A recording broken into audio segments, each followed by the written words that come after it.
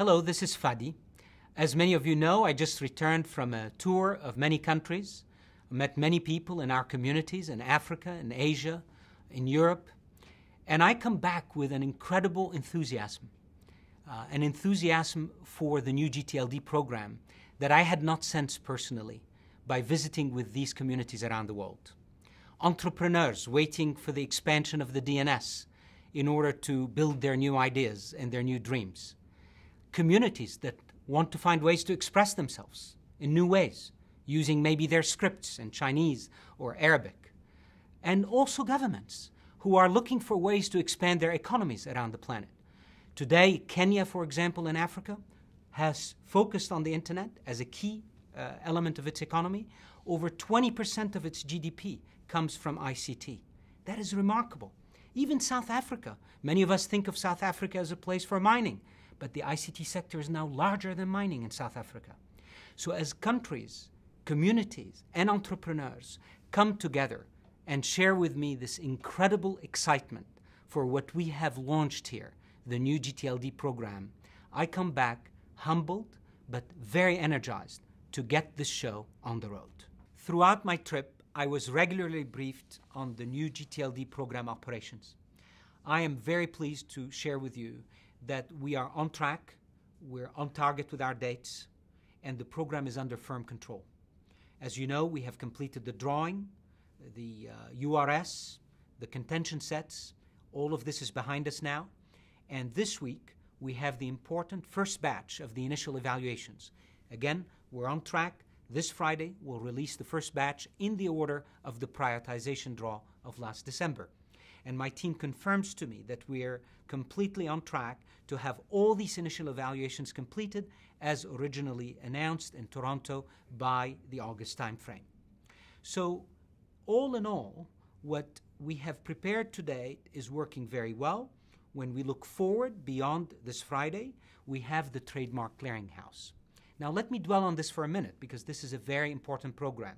First, it's on track to start taking new registrations for trademarks on March 26. That's very important, and I encourage our community to get engaged and get on the program to register their trademarks. Secondly, we have had, as you know, since Toronto, a series of meetings that we call the Strawman Solution meetings. The result of these meetings was posted. We received many public comments. In fact, it was astounding how many we did.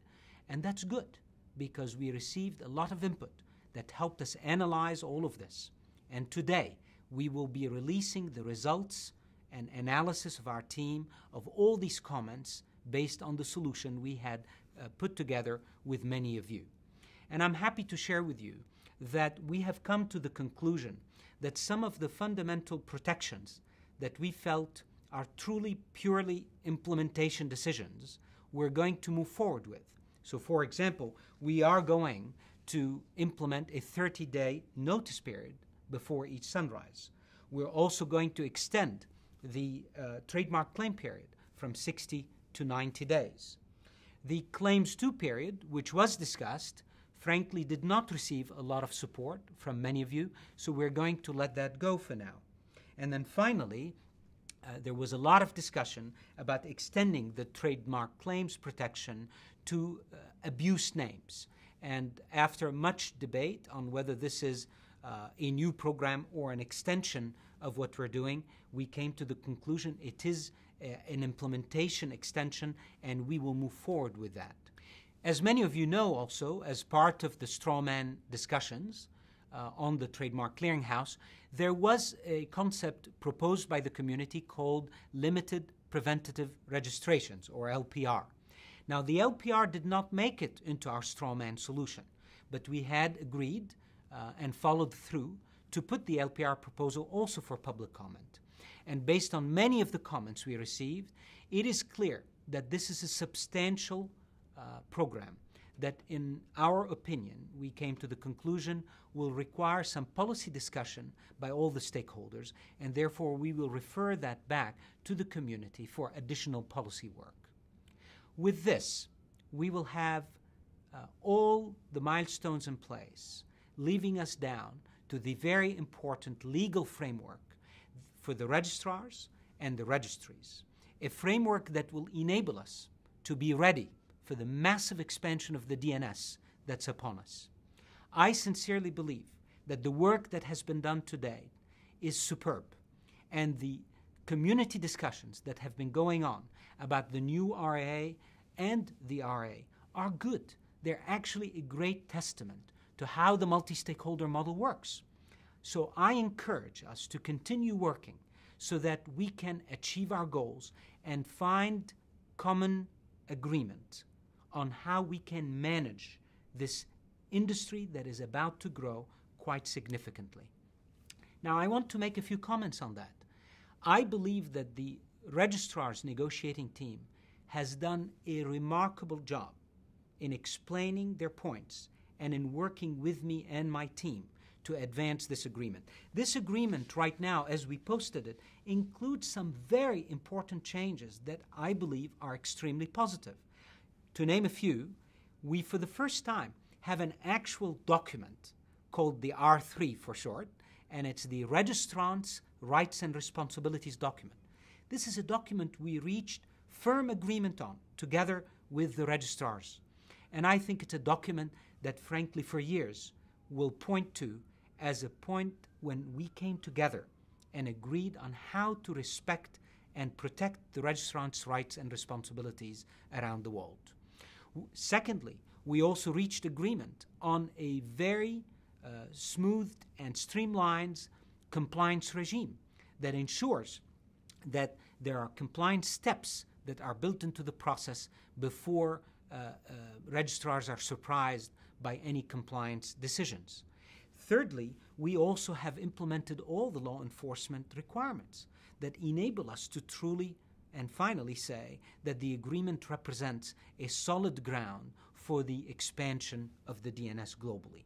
These are some of the things that we have achieved in the registrar agreement. Similarly, on the registry agreement, I believe that while there were changes, the debate and discussion around that agreement is positive and is good, and it's continuing. I want to emphasize that I'm here and very engaged. I'm meeting with the registrars regularly. I'm meeting with many registries as well to ensure that I'm listening and understanding the concerns so that we can translate them into a common understanding. But let me be clear.